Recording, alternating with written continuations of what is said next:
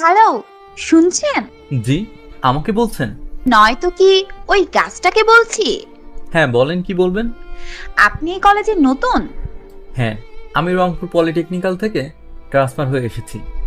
ও, তাই তো বলি, আপনাকে আগে তো কখনো দেখিনি। জি। এত জিজি করছেন কেন? বলুন। আপনি কোন সেমিস্টারে? পঞ্চম, তাই না? হ্যাঁ, আপনি? আমিও। ও আচ্ছা। আপনার নামটা কি? জি, আমার নাম রানা। ও, কমন নেম। হয়তো। আমার নাম শুনবেন না? ও হ্যাঁ, বলেন। আমার নাম অনুপমা। অনেক সুন্দর। শুধু নামটা সুন্দর? আমি সুন্দর না? হ্যাঁ, আপনিও অনেক সুন্দর। শুধু সুন্দর? উফ, আপনি একটা বোরিং। ঠিক বলেছেন। কয়েকদিন যাবত খেয়াল করছি আপনি কলেজে শুধু একটা শার্ট পরে আসেন, কেন? জি, আমার আর কোনো শার্ট নেই। কি, মাত্র একটা? হ্যাঁ। আপনার বাবা কি করেন? উনি বাড়িতে কৃষি কাজ করে। অভাবের সংসার আমাদের, তাই দুটো শার্ট কেনার মতো পয়সা নেই। আপনার বাবা কি করেন? আমার বাবা বিজনেসম্যান। ও আচ্ছা, অনেক ভালো। ঠিক আছে, আজ তাহলে আসি। ওকে, আর তোমার ফোন নাম্বারটা দিয়ে যাও। কেন? কারণ আমার ফ্রেন্ড। গরিবের আবার ফ্রেন্ড? একদম নিজেকে গরিব বলবা না, আমরা সবাই সমান। এখন বলো বন্ধু হবা কিনা? আচ্ছা, হব। আপনার কথাই রাখলাম। আপনি কেন, তুমি অথবা তুই করে বলো। আচ্ছা, তুমি করেই বলবো। আজ আসি। এত তাড়া কেন, কিসের এত কাজ? আমার টিউশনের সময় হয়ে গেছে। তুমি টিউশনিও করাও? হ্যাঁ, একটা না, দুইটা। টিউশনি করিয়ে নিজের খরচ চালাতে হয়। আচ্ছা যাও, তাহলে রাতে ফোন দিব। ছেলেটার নাম রানা, অত্যন্ত গরিব ঘরের এক ছেলে। ছেলেটি তেমন কারোর সাথে মিশে না, গরিব বলে কেউ তেমন ওর সাথেও মিশতে চায় না। তাই সে সব সময় একা একা চলতেই পছন্দ করে। কলেজে ছেলেটি প্রতিদিন একটা শার্ট পরে আসতো। অনুপমা সেটি প্রতিদিন খেয়াল করেছে। ও হ্যাঁ, মেয়েটির পরিচয় দিই। মেয়েটির নাম অনুপমা। বড়লোক বাবার মেয়ে। অনুপমা দেখতে বেশ ভালোই, যে কেউ ওর প্রেমে পড়ে যাবে।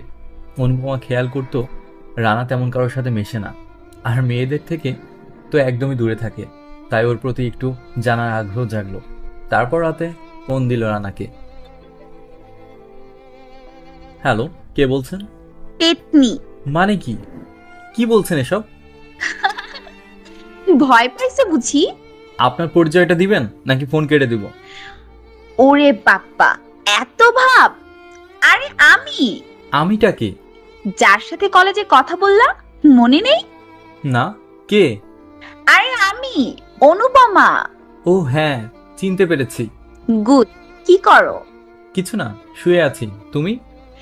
এই তো ডিনার করে টিভি দেখছি আর তোমার সাথে কথা বলছি। তুমি ডিনার করেছো? নাস্তা করেছি। নাস্তা মানে? কি খাইছো রাতে? পাউরুটি আর কলা। ভাত খাওনি কেন? এমনি। ও আচ্ছা, কাল কলেজে আসছো তো? হ্যাঁ, যাব। ওকে বাই, তাহলে কাল কথা হবে। Okay bye.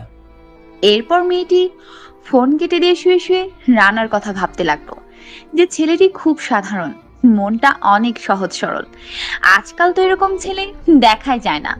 ভাবতে ভাবতে অনুপমা ঘুমিয়ে গেল। পরের দিন সকালে উঠে খুব তাড়াতাড়ি কলেজে চলে গেল অনুপমা।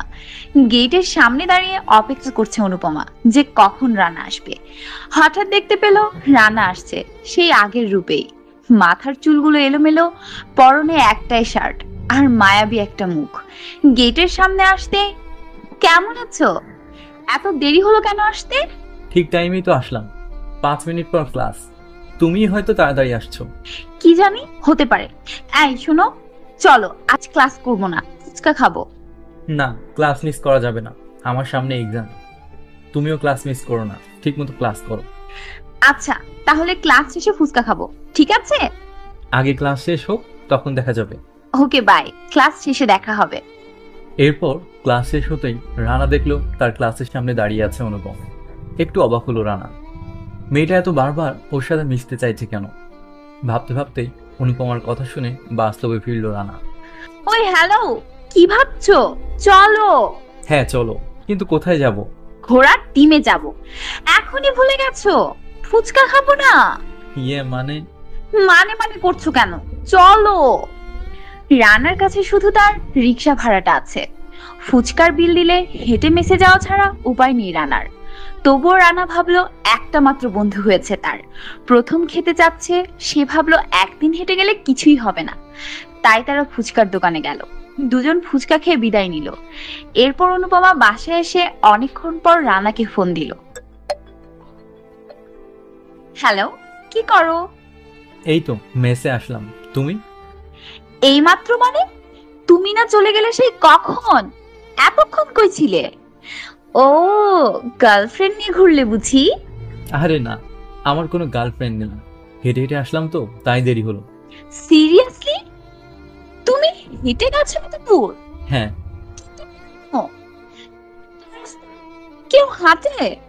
মানে সাথে ভাড়া ছিল না তো, তাই হেঁটে আসছি। তার মানে ফুচকার বিলটাই তোমার কাছে ছিল শুধু? আর কোনো টাকা ছিল না আমার কাছে।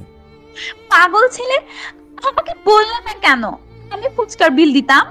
আরে না, কি যে বলো, বন্ধুর জন্য যদি একদিন নাই হাঁটতে পারি তাহলে কেমন বন্ধু হলাম? এরপর থেকে আমি ফুচকার বিল দিব। সেটা পরে দেখা যাবে। তুমি কি করো? খেয়েছো রাতে? আজ গেস্ট আসছিল, সেই রকম রান্না হয়েছে বাসায়। আমি তো খেতে খেতে একদম শেষ, নড়তেই পারছি না। খুব ভালো।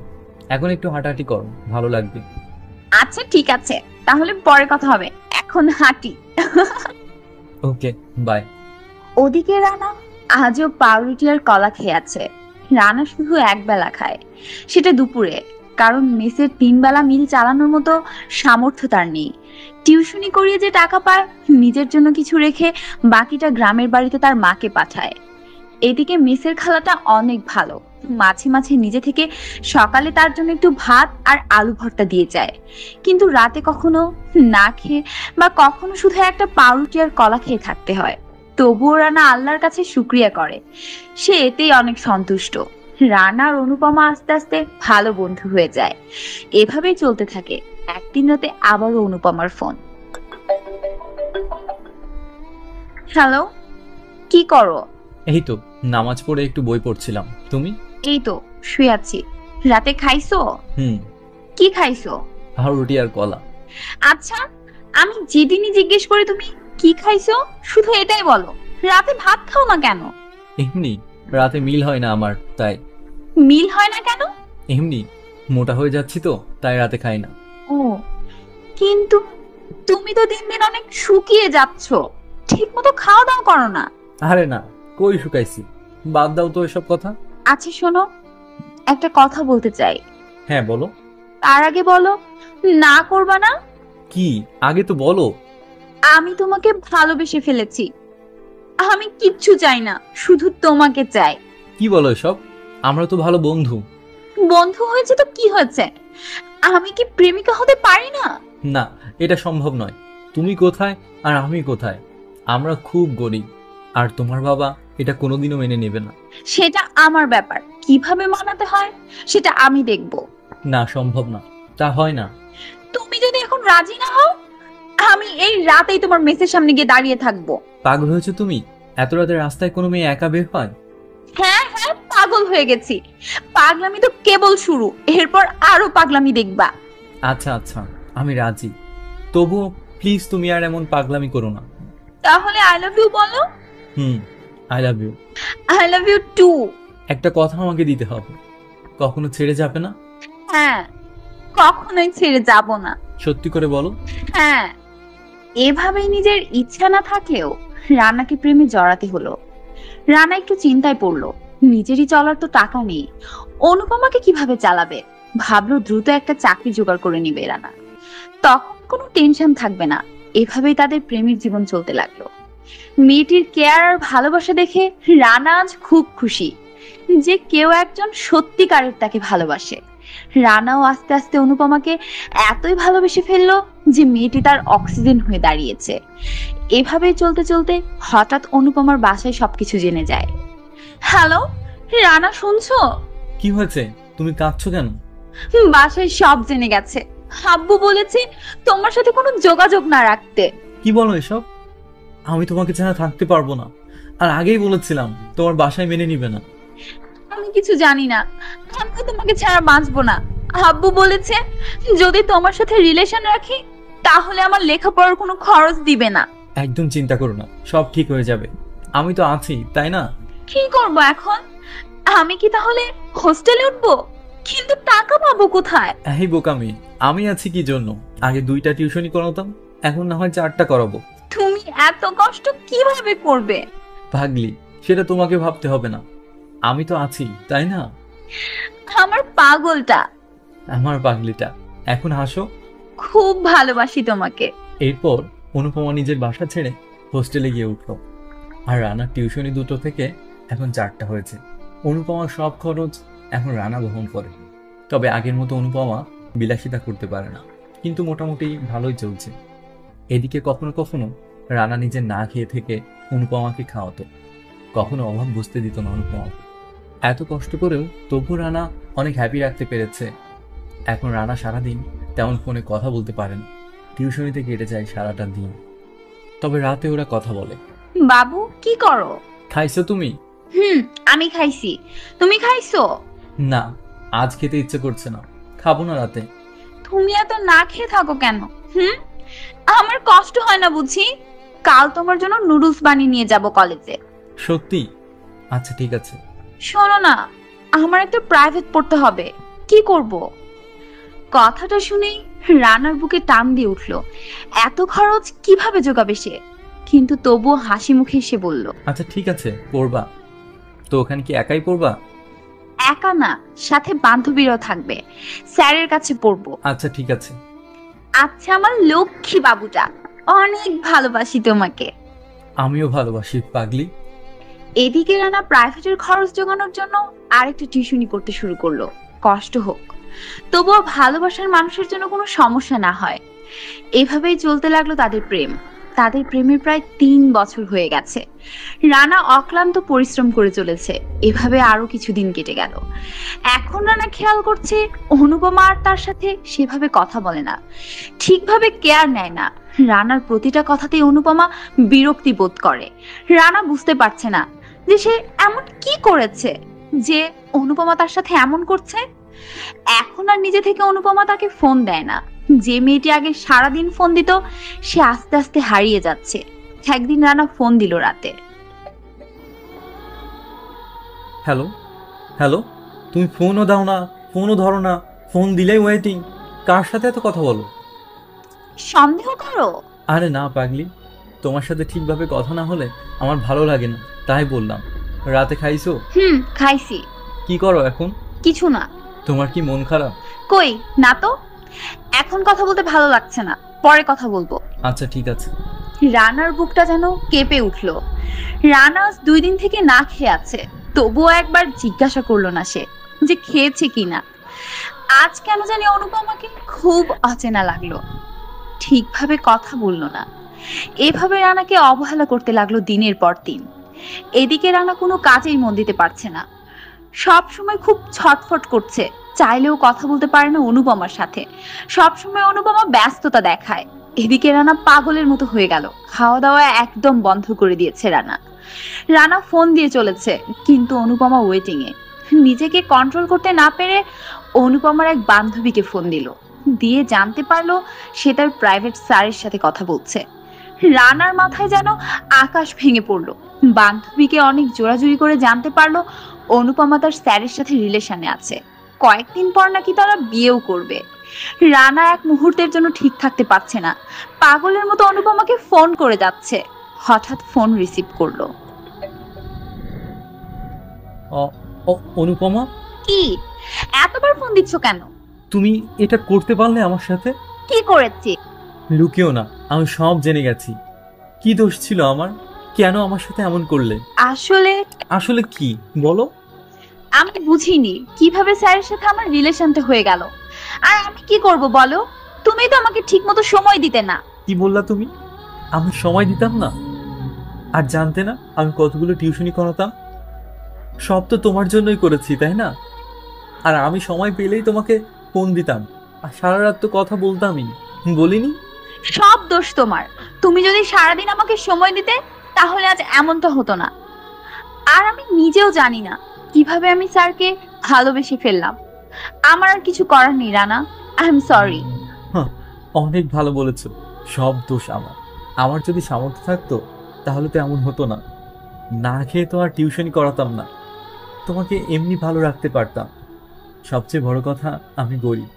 গরিবদের ভালোবাসা মানায় না অনুপমা, মানায় না। যাও, মুক্ত করে দিলাম তোমাকে। আর শোনো, এখন থেকে আর আমাকে কোনো খরচ দিতে হবে না। আর 5 দিন পর আমার বিয়ে। বাসায় অবশ্য জানে না, তবে জানলেও সমস্যা নেই।